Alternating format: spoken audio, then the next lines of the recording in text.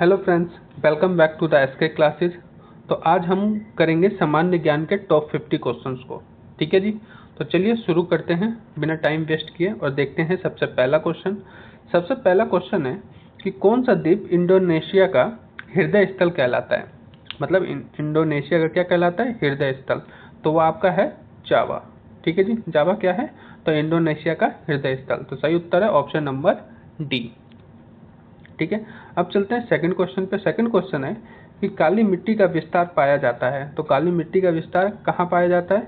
तो ये आपके महाराष्ट्र, गुजरात और मध्य प्रदेश, तीनों ही जगह इसका विस्तार पाया जाता है। ठीक है जी, काली मिट्टी का। तो इसका सही आंसर क्या हो जाएगा? ये सभी, ऑप्शन नंबर डी। ठीक है। क्वेश्चन नंबर थर्ड देखते हैं। क्वेश्चन नंबर थर्ड है कि काली मिट्टी किस फसल की खेती के लिए सर्वाधिक उपयोगी होती है? किस फसल की खेती के लिए उपयोगी होती है? तो ये आपका फसल है कपास। कपास के लिए काली मिट्टी का इस्तेमाल किया जाता है। मतलब काली मिट्टी में कपास की खेती की जाती है। अधिकतर भागों में किसकी खेती की जाती है जहाँ पे काली मिट्टी होती है? तो कपास की। क्वेश्चन नंबर 4 है आपका कि निम्नलिखित में से कौन सी मिट्टी जैव पदार्थों से भरपूर होती है? तो जैव पदार्थों से जो भरपूर मिट्टी होती है वो होती है आपकी काली मिट्टी। ठीक है जी। इसमें बहुत अधिक मात्रा में जैव पदार्थ पाए जाते हैं काली मिट्टी में। तो इसका सही उत्तर क्या हो जाएगा? आपका ऑप्शन नंबर ए, काली मिट्टी। ठीक है जी। ये काली मिट्टी से संबंधित 3-4 महत्वपूर्ण तथ्य थे जो हमने आपको बता दिए। ठीक है। अगला क्वेश्चन है क्वेश्चन नंबर 5 कि किस मिट्टी में लोहे और एल्युमिनियम की ग्रंथियां पाई जाती हैं? तो किस मिट्टी में पाई जाती हैं जहाँ पे अधिक, मतलब उनकी मिट्टियों में लोहे और एल्युमिनियम की अधिक मात्रा पाई जाती है? तो वो है आपका लेटराइट मिट्टी। ठीक है जी। लेटराइट मिट्टी में क्या पाया जाता है? तो लोहा और एल्युमिनियम। तो इसका सही उत्तर है ऑप्शन नंबर बी। अब चलते हैं 6 क्वेश्चन पे। और उससे पहले आप सभी से एक छोटी सी रिक्वेस्ट कि अभी तक आपने हमारे चैनल को सब्सक्राइब नहीं किया है तो प्लीज़ चैनल को सब्सक्राइब कर लें, और वीडियो अच्छी लगे तो वीडियो को एक लाइक और शेयर जरूर कर दें। ठीक है जी। और वीडियो को पूरा जरूर देखना है क्योंकि सभी जो क्वेश्चन है वो इम्पोर्टेंट है। ठीक है जी। तो अगला क्वेश्चन है क्वेश्चन नंबर 6 कि तमिलनाडु के 2/3 क्षेत्र पर किस प्रकार की मिट्टी का विस्तार पाया जाता है? जो तमिलनाडु है इसके 2/3 जैसे 2/3 क्षेत्र पर किस प्रकार की मिट्टी पाई जाती है? तो यहाँ पे पाई जाती है लाल मिट्टी। ठीक है जी। कौन सी मिट्टी? लाल। तो इसका सही उत्तर क्या है? ऑप्शन नंबर बी, लाल मिट्टी। ठीक है जी। अब चलते हैं अगले क्वेश्चन पे। अगला क्वेश्चन है कि निम्न में से कौन सा एक स्थान सबसे कम वर्षा प्राप्त करता है? तो सबसे कम वर्षा प्राप्त करने वाला स्थान है आपका लेह। लेह में क्या होता है? तो लेह में सबसे कम वर्षा होती है। ठीक है जी। और लेह कहाँ पड़ता है? जम्मू एंड कश्मीर, मतलब लद्दाख के, लद्दाख में क्या पड़ता है? लेह पड़ता है। यहाँ पे सबसे कम वर्षा होती है। ठीक है जी। अब चलते हैं क्वेश्चन नंबर 8। क्वेश्चन नंबर 8 को देखते हैं। क्वेश्चन नंबर 8 है कि उत्तर पूर्वी मानसून में से सबसे अधिक वर्षा प्राप्त करने वाला राज्य है। मान के चलिए जो उत्तर पूर्वी का मानसून है उससे सबसे ज़्यादा वर्षा प्राप्त कौन सा राज्य करता है? तो वो है आपका तमिलनाडु। ठीक है जी। उत्तर पूर्वी मानसून से, उधर से जो मानसून आता है उससे तमिलनाडु सबसे ज़्यादा क्या प्राप्त करता है? तो वर्षा प्राप्त करता है। ठीक है जी। तो सही आंसर है ऑप्शन नंबर सी, तमिलनाडु। अगले क्वेश्चन को देखते हैं क्वेश्चन नंबर 9। क्वेश्चन नंबर 9 है कि भारत की सर्वाधिक वर्षा मुख्यतः प्राप्त होती है। भारत में जो सबसे ज़्यादा वर्षा प्राप्त होती है वो किस से प्राप्त होती है? तो वो होती है आपके दक्षिण पश्चिमी मानसून से। ठीक है जी। जो दक्षिणी पश्चिमी मानसून होता है उससे ज़्यादा भारत में सबसे ज़्यादा इससे वर्षा प्राप्त की जाती है। तो इसका सही उत्तर है ऑप्शन नंबर सी, दक्षिण पश्चिमी मानसून। अगला क्वेश्चन है क्वेश्चन नंबर 10 है कि मानसून किस भाषा का शब्द है? तो मानसून किस भाषा का शब्द है? तो ये आपका अरबी शब्द होता है। ठीक है जी। मानसून जो है वो अरबी शब्द है। तो इसका सही उत्तर क्या हो जाएगा अपना? ऑप्शन नंबर सी, अरबी। अब देखते हैं क्वेश्चन नंबर 11 है कि निम्न में से किस राज्य में प्रवर्तित मानसून का अधिक प्रभाव होता है? तो सबसे ज़्यादा अधिक जो प्रवर्तित मानसून होता है उसका प्रभाव होता है तो कौन सा राज्य है? तो वो है आपका तमिलनाडु। ठीक है जी। तो इसका सही उत्तर क्या हो जाएगा? Option number C, Tamil Nadu. अब देखते हैं क्वेश्चन नंबर 12 है कि नागार्जुन सागर परियोजना जिस नदी पर स्थित है वह नदी कौन सी है, हमें बतानी है। इसमें भद्रा, कृष्णा, गोदावरी और भीमा दे रखा है, तो इनमें से कौन सी नदी है जिस पर नागार्जुन सागर बांध परियोजना बनाया गया है। तो वो आपकी नदी कौन सी है, तो वो है कृष्णा जो नदी है इसी पे नागार्जुन सागर परियोजना स्थित है। ठीक है जी, तो सही उत्तर है ऑप्शन नंबर बी। अगला क्वेश्चन है कि निम्न में से कौन नरमपंथी नहीं थे, नरमपंथी इनमें से कौन नहीं थे, तो वो है आपके बाल गंगाधर तिलक। ये क्या थे, तो ये गर्मपंथी थे। ठीक है जी, उग्रवादी थे। तो इसका सही उत्तर क्या हो जाएगा, ऑप्शन नंबर बी बाल गंगाधर तिलक नरमपंथी नहीं थे, ये उग्रवादी थे। ठीक है जी, तो 13वें का सही उत्तर क्या है, ऑप्शन नंबर बी। अगला क्वेश्चन है कि होंगसांग भारत में लगभग कितने वर्ष रहा। तो होंगसांग जो था भारत में कितने वर्ष रहा, तो इसका सही उत्तर है ये 14 वर्षों तक भारत में रहा। और ये कहाँ था, ये चीनी यात्री था। ठीक है जी, ये कौन था, तो एक चीनी यात्री था जो भारत के भ्रमण पे आया था और इसने भारत में रहकर 14 वर्षों तक अध्ययन किया। ठीक है जी, जैन धर्म के बारे में जाना, उसके बारे में पढ़ा। ठीक है जी, तो ये 14 वर्षों तक भारत में रहा। तो 14 का सही उत्तर क्या है, 14 का ऑप्शन नंबर सी 14। अब चलते हैं नेक्स्ट क्वेश्चन पे। नेक्स्ट है 15 कि पहाड़ी काटकर एलोरा के विश्व विख्यात कैलाशनाथ मंदिर का निर्माण करवाया गया था। जो एलोरा का विश्व विख्यात कैलाशनाथ मंदिर है उसका निर्माण करवाया था, किसने करवाया था, किस वंश ने, किसने करवाया था इसका निर्माण, तो इसका निर्माण करवाया था राष्ट्रकूट ने। ठीक है जी, राष्ट्रकूट ने किसका निर्माण करवाया था, तो कैलाशनाथ मंदिर का। और कौन सी गुफाएं काट के, एलोरा की। ठीक है, एलोरा की पहाड़ियों को काटकर उन्होंने कैलाशनाथ मंदिर का निर्माण करवाया था, तो वो कौन थे, राष्ट्रकूट। ठीक है, अब चलते हैं नेक्स्ट क्वेश्चन पे। नेक्स्ट क्वेश्चन है क्वेश्चन नंबर 16, नामांकित में से कौन मौर्य वंश का शासक नहीं है। हमें क्या बताना है कि इनमें से कौन मौर्य वंश का क्या नहीं है, शासक। तो इसका सही उत्तर क्या है, ऑप्शन नंबर ए कि जो अजातशत्रु है वो क्या था, ये मौर्य वंश का शासक नहीं था। ठीक है जी, तो सही उत्तर क्या है, ऑप्शन नंबर ए अजातशत्रु। अगला क्वेश्चन है कि किस गुप्त शासक के दक्षिणापथ में स्थित 12 राज्यों में से धर्म विजय की, मतलब 12 राज्यों में क्या किया उन्होंने, धर्म विजय की। तो इसका सही उत्तर क्या है, ऑप्शन नंबर बी समुद्रगुप्त ने। ठीक है जी, जो दक्षिणापथ में 12 राज्यों पर क्या किया, तो उसने धर्म विजय की। तो वो कौन थे, वो कौन था, तो समुद्रगुप्त। ठीक है, ऑप्शन नंबर बी। अगला क्वेश्चन है क्वेश्चन नंबर 18 कि किसने ऐसे बाग बगीचे जिनमें बहता पानी हो के निर्माण की परंपरा की शुरुआत की थी। मतलब ऐसा कौन सा शासक था जिसने बाग बगीचे में बहते पानी की, मतलब उसने ऐसा निर्माण किया था जिसमें बहता पानी हो, तो ऐसा किसने करवाया था निर्माण, तो वो था आपका बाबर। ठीक है जी, ऑप्शन नंबर ए बाबर ने ऐसे बगीचे का क्या करवाया था, निर्माण। तो सही ऑप्शन क्या है, option number A Babur. Question number 19 है। 19 है क्या है कि कश्मीर का शासक जो कश्मीर का अकबर नाम से जाना जाता था वो है। तो ऐसा कौन सा शासक था जो कश्मीर का था और कश्मीर का क्या कहलाता था, तो अकबर के नाम से जाना जाता था। तो वो था आपका जलूनी अबुद्दीन। ठीक है जी, जलूनी अबुद्दीन जो था वो कश्मीर का क्या कहलाता था, अकबर कहलाता था। ठीक है, तो इसका सही आंसर क्या है, ऑप्शन नंबर डी। अब चलते हैं क्वेश्चन नंबर 20 पर और देखते हैं क्वेश्चन नंबर 20। क्वेश्चन नंबर 20 है कि राज्य संबंधों में उलेमा के दखल का विरोध किस सुल्तान ने किया था। राज्य संबंधों में उलेमा का दखल का विरोध किसने किया था, किस सुल्तान ने। तो इसका सही उत्तर क्या है, आपका ऑप्शन नंबर बी कि अलाउद्दीन खिलजी वो ऐसा एक शासक था जिसने उलेमा के दखल का विरोध किया था। ठीक है जी, तो इसका सही उत्तर क्या है, option number B Alauddin Khilji. अगला क्वेश्चन है क्वेश्चन नंबर 21 कि अखिल भारतीय किसान सभा का गठन कब हुआ था। अखिल भारतीय किसान सभा का गठन कब हुआ था, तो इसका सही उत्तर क्या है, कि ये हुआ था 1936 में।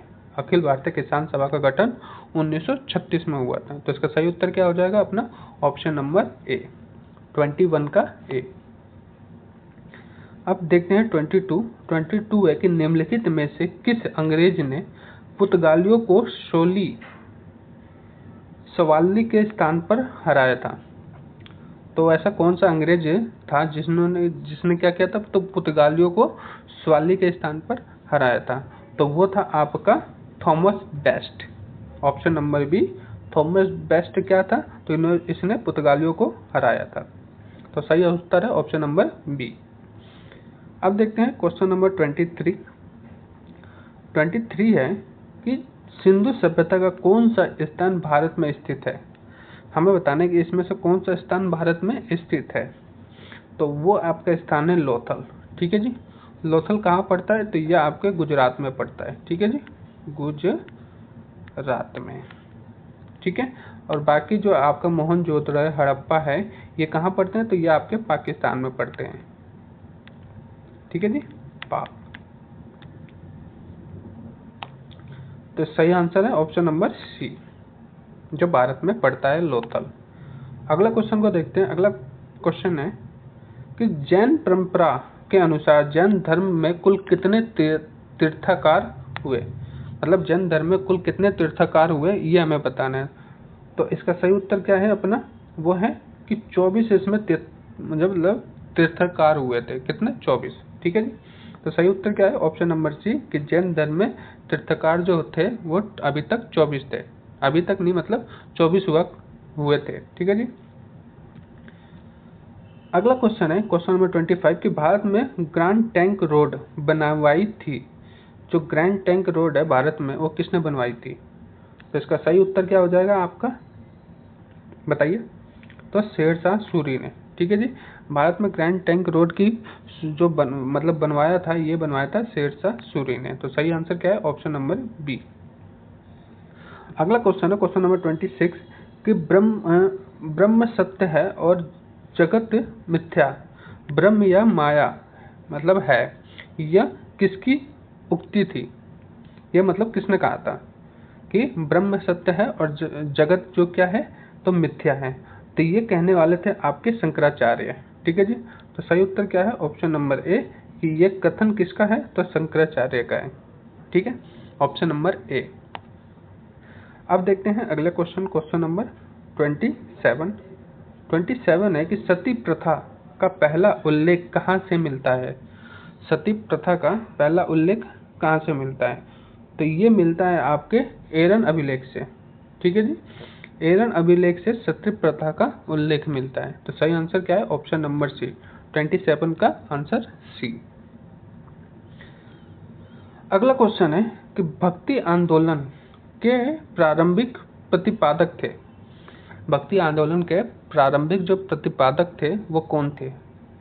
तो भक्ति आंदोलन से कौन संबंधित थे, तो वो थे आपके रामानुज आचार्य।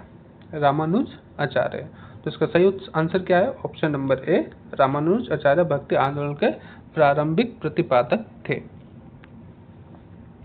ठीक है, अगला क्वेश्चन है कि भारत में सिविल सेवाओं का सूत्रपात किसने किया। भारत में सिविल सेवाओं का सूत्रपात करने वाला कौन था। तो इसका सही उत्तर क्या है option number D, Lord Cornwallis. ठीक है जी, लॉर्ड कॉर्नवालिस ने भारत में सिविल सेवा का सूत्रपात किया था। ठीक है, इसका सही आंसर क्या है option number D, Lord Cornwallis. अब देखते हैं क्वेश्चन नंबर 30 है कि शारदा अधिनियम 1929 के अंतर्गत लड़कियां एवं लड़कों के विवाह की न्यूनतम आयु क्रमश कितनी निर्धारित की गई। तो कहने का तात्पर्य है कि 1929 का जो अधिनियम था, उसके तहत लड़का और लड़कियों की विवाह की आयु कितनी निर्धारित की गई। तो इसका सही आंसर क्या है आपका, कि 14 और 18। लड़कियों की कितनी आयु होनी चाहिए, तो वो 14 होनी चाहिए, और लड़कों की 18। ठीक है जी, तो ये किस अधिनियम के अंतर्गत था, तो ये शारदा अधिनियम 1929। अगला क्वेश्चन है कि वेदांत या उत्तर मीमांसा दर्शन के प्रतिपादक थे। वेदांत या उत्तर मीमांसा दर्शन के प्रतिपादक कौन थे, तो ये थे आपके बादरायण। ठीक है जी, बादरायण जो थे वो वेदांत और उत्तर मीमांसा के प्रतिपादक थे। तो सही आंसर क्या है? Option number B. अब देखते हैं क्वेश्चन नंबर 32 है कि नागार्जुन कौन थे। तो नागार्जुन कौन थे? तो ये तो आप सभी को पता होगा कि वो एक बौद्ध दार्शनिक थे। नागार्जुन क्या थे? एक बौद्ध दार्शनिक थे। तो सही आंसर क्या है? ऑप्शन नंबर डी, बौद्ध दार्शनिक। अगला क्वेश्चन है क्वेश्चन नंबर 33 कि किस कुषाण शासक ने सर्वप्रथम स्वर्ण मुद्रा जारी की थी? सबसे पहले क्या चलाया था? तो उन्होंने सोने के सिक्के चलाए थे। तो इसका सही आंसर क्या है? ऑप्शन नंबर बी, कडफिस द्वितीय। कडफिस द्वितीय जिसने क्या किया था? तो उन्होंने सबसे पहले सोने के मुद्दे चलाए थे। ठीक है जी, तो इसका सही आंसर क्या है? ऑप्शन नंबर बी, कन्फिस द्वितीय। अगला है क्वेश्चन नंबर 34 कि सल्तनत काल में वफाजिल का अर्थ था। वफाजिल का अर्थ क्या था? किसके? तो सल्तनत काल में। तो इसका सही आंसर क्या है आपका? कि इक्तादारों द्वारा सरकार खजाने में जमा की जाने वाली अधिशेष राशि। ठीक है जी, इसका मतलब क्या था? वफाजिल का मतलब था इक्तादारों द्वारा सरकारी खजाने में जमा की जाने वाली अधिशेष राशि। तो सही आंसर क्या है? Option number C. Question number 35 एक राज्यसभा का उम्मीदवार होने के लिए अल्पतम उम्र आयु है। अल्पतम उम्र आयु कितनी होनी चाहिए? तो अल्पतम आपकी आयु होनी चाहिए 30, नहीं 35। इसका सही आंसर क्या है? 35। तो अल्पतम आयु 30 होनी चाहिए। वैसे तो अभी मैंने लेटेस्ट देखा था, तो इसका आंसर है 35। ठीक है जी। न्यूनतम आयु की बात करते हैं तो उसकी कितनी है? तो किसी भी राज्यसभा में उम्मीदवार, अच्छा सॉरी मेरी मिस्टेक। देखो, राज्यसभा में उम्मीदवार के लिए आपकी आयु 30 होनी चाहिए और राष्ट्रपति उम्मीदवार के लिए आपकी आयु कम से कम 35 होनी चाहिए। ठीक है जी, तो इसका सही आंसर क्या है? ऑप्शन नंबर ए, 30। ठीक है जी, लेकिन आप राष्ट्रपति के उम्मीदवार बनना चाहते हो तो उसके लिए आपको कितना चाहिए? तो 35। तो इसका आंसर सही है, ए है। ठीक है जी। अगला क्वेश्चन है कि योजना आयोग कब बनाई गई थी? तो योजना आयोग कब बनाई गई थी? तो ये बनाई गई थी 1950 में। ठीक है जी, योजना आयोग की स्थापना कब हुई थी? 1950 में। तो सही आंसर क्या है इसका? Option number B, 1950। अगला क्वेश्चन है कि योजना आयोग का प्रतिस्थापन किससे हुआ था? मतलब योजना आयोग का जो प्रतिस्थापन हुआ था वो किससे हुआ था? तो ये हुआ था आपके नीति आयोग से। ठीक है जी, इसी को परिवर्तित करके क्या इसका नाम कर दिया गया था? मतलब योजना आयोग को परिवर्तित करके नीति आयोग कर दिया गया था। ठीक है जी, तो सही आंसर क्या है? ऑप्शन नंबर सी, नीति आयोग। अगला क्वेश्चन है क्वेश्चन नंबर 38 है कि नीति आयोग कब बनाई गई थी? अब नीति आयोग कब बनाई गई थी? तो ये बनाई गई थी 1 जनवरी 2015 को। ठीक है जी, पहले इसका नाम, योजना आयोग का नाम चेंज करके नीति आयोग किया गया। और नीति आयोग कब बनाया गया? तो ये 1 जनवरी 2015 को। ठीक है जी, तो सही आंसर क्या है? ऑप्शन नंबर ए। अगला क्वेश्चन है कि स्वच्छ भारत मिशन कब प्रारंभ हुआ था? तो स्वच्छ भारत मिशन मतलब अभियान की शुरुआत कब हुई थी? तो ये हुई थी 2 अक्टूबर 2014 को। ठीक है जी, गांधी जयंती के दिन इसकी शुरुआत हुई थी। ठीक है जी, और 2014 में। ठीक है, तो सही आंसर क्या है? Option number C, 2014। अब देखते हैं क्वेश्चन नंबर 40 है कि निर्मल भारत अभियान कब बनाई गई थी? निर्मल भारत अभियान की शुरुआत कब हुई थी? तो ये हुई थी 1999 में। ठीक है जी, 1999 में, मतलब 1999 में निर्मल भारत अभियान की शुरुआत हुई थी। तो इसका सही आंसर क्या है? Option number C. ठीक है जी। अब देखते हैं क्वेश्चन नंबर 41 है कि आज़ाद हिंद फौज कब सक्रिय हुआ था? तो आज़ाद हिंद फौज सक्रिय कब हुआ था? तो ये हुआ था 1942 में। ठीक है जी, आज़ाद हिंद फौज सक्रिय हुआ था 1942 में।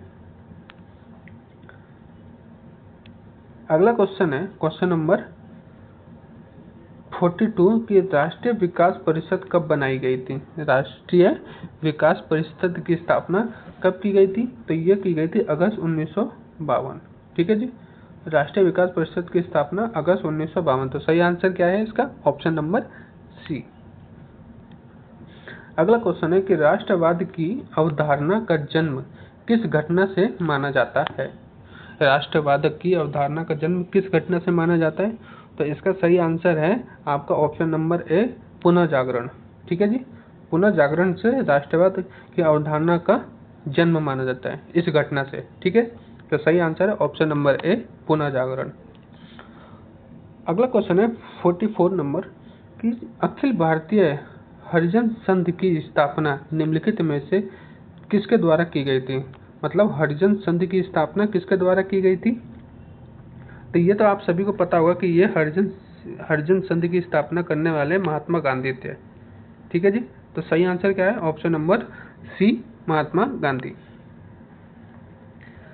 अगला क्वेश्चन है कि भारत की स्वतंत्रता के समय गवर्नर जनरल कौन थे। भारत की स्वतंत्रता के समय गवर्नर जनरल कौन थे, तो इसका सही आंसर क्या है कि लॉर्ड माउंटबेटन। ठीक है जी, लॉर्ड माउंटबेटन क्या थे, तो भारत की आज़ादी के समय गवर्नर जनरल थे। ठीक है जी, तो सही आंसर क्या है, ऑप्शन नंबर डी।